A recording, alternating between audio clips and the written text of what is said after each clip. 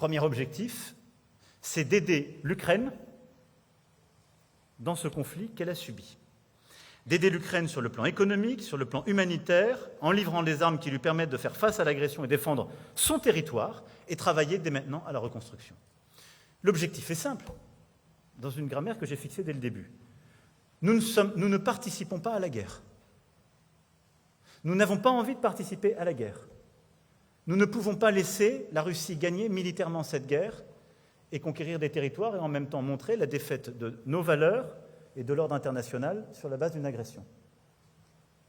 Et nous voulons construire les conditions qui permettront, à un moment qu'elle choisira à l'Ukraine, soit une victoire militaire, soit une paix négociée dans des termes qui ne seront pas simplement ceux auxquels elle serait livrée si nous l'abandonnions à son sort.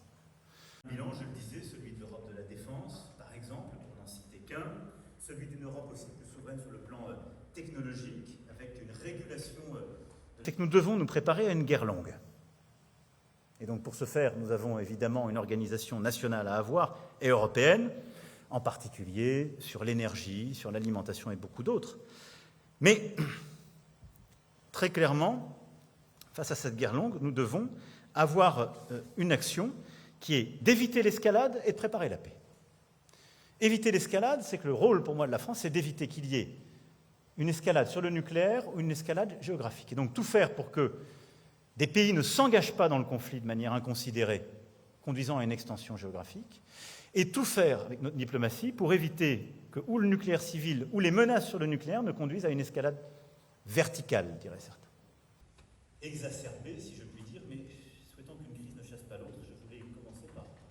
À cet égard, la France, comme vous le savez, s'est beaucoup mobilisée ces derniers mois, depuis le début, depuis mars, avec Tchernobyl et ces derniers jours, pour que le nucléaire civil soit bien, en quelque sorte, protégé de la guerre, et que nous essayons au maximum, d'abord, de permettre à l'agence internationale compétente, l'AIEA, de mener cette mission, d'assurer les éléments de sécurité et de sûreté de la centrale, et aussi de rappeler les nécessités de souveraineté de cette centrale nucléaire dans le cadre qui est le nôtre. 2 jours après le début, en gardant notre unité, en bannissant...